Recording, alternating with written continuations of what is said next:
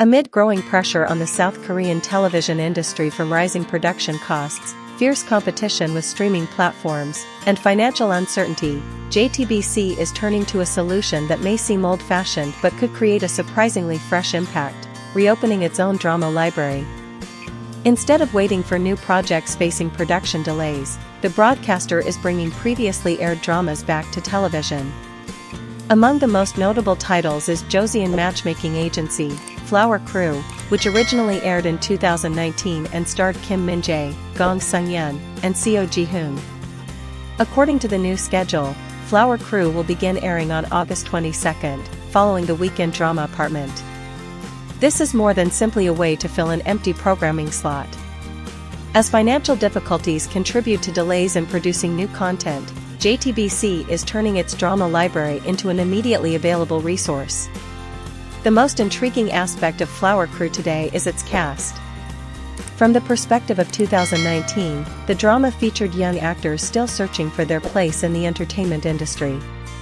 But from the perspective of 2026, viewers are looking at an earlier chapter in the careers of performers whose positions have changed dramatically. That distance creates a unique appeal that a brand new drama cannot easily reproduce. The biggest names among them are Byeon Woo-seok and Park Ji-hoon.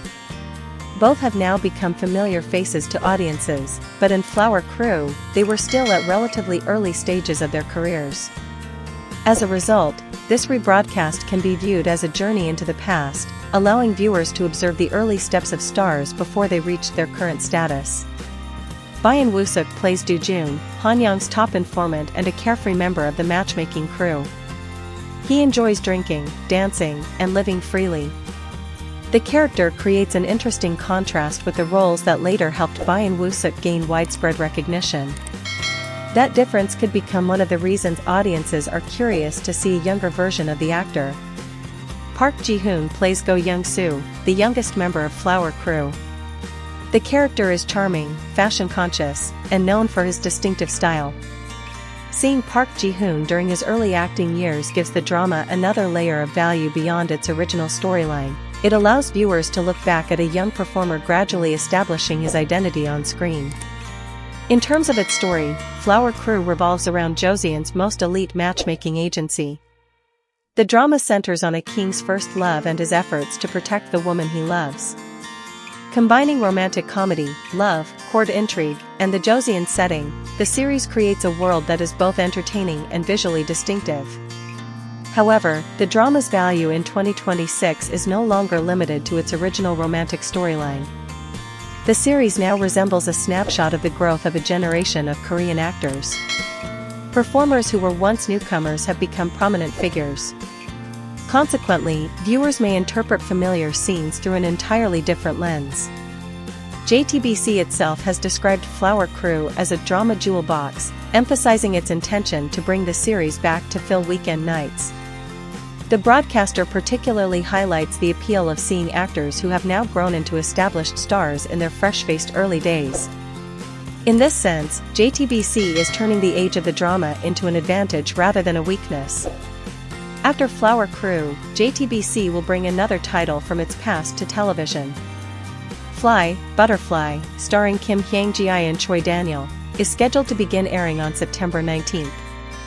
The drama has an even more unusual history. It was originally scheduled to air in South Korea in 2021 but was later pulled from the lineup because of controversy involving one of its cast members.